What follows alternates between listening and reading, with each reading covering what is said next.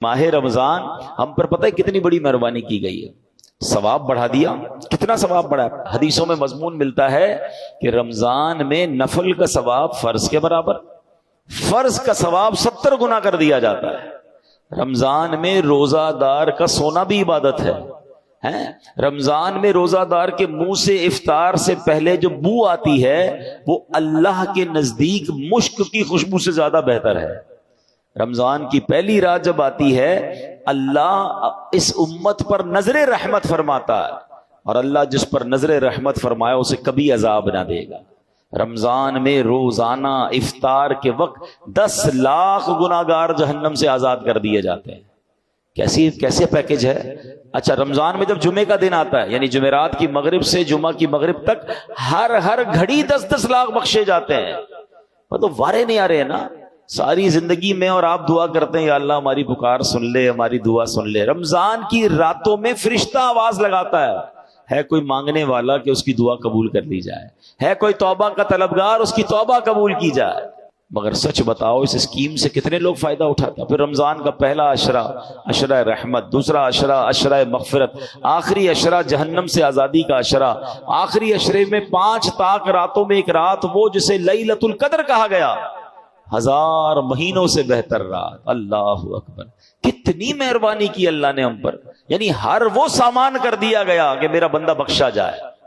مگر سچ بتاؤ جو اس میں بھی نہ بخشا گیا، جو اس میں بھی غفلت کر لے تو اس کا کیا بنے گا؟ نہیں، پلیز اس آفر کو ضائع مت کرنا۔ دیکھیں ہمیں نہیں پتا پھر رمضان ملے نہ ملے۔ پچھلے سال کئی لوگ تھے جو ہمارے ساتھ تھے، اس سال نہیں ہے، کیا پتا اگلے سال ہم رمضان میں نہ ہوں، ہمارے بارے میں باتیں ہوں کہ یار ہمارے ساتھ تھا ہمارا بھائی، اب نہیں ہے۔ تو اس رمضان کو غنیمت جاننا ہے، اپنی زندگی میں تبدیلی لائیں۔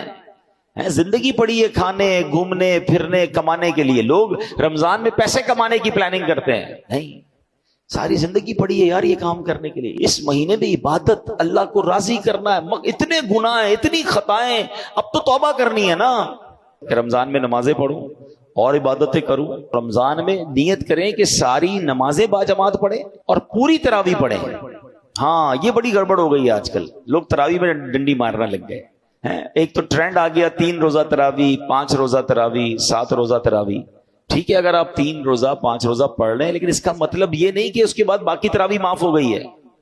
تراویح چاند رات تک، عید کی چاند نظر آنے سے پہلے پڑھنی ہے۔ جس دن چاند نظر آ گیا اس دن نہیں پڑھنی، باقی پڑھنی ہے، اور 20 رکعت پوری پڑھنی ہے کہ یہ سنت موقدہ ہے۔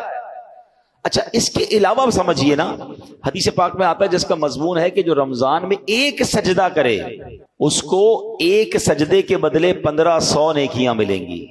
ہر سجدے پر جنت میں سرخ یاقوت کا محل عطا فرمایا جائے گا، اور فرمایا ایک درخت ایسا اسے جنت میں دیا جائے گا، اس کا سایہ اتنا بڑا ہوگا، اس کی ڈائمنشن اتنی بڑی ہوگی کہ گھڑ سوار یعنی ہارس رائڈر 500 سال تک دوڑتا رہے اس کا سایہ ختم نہیں ہوگا، یا اتنا سایہ ہوگا۔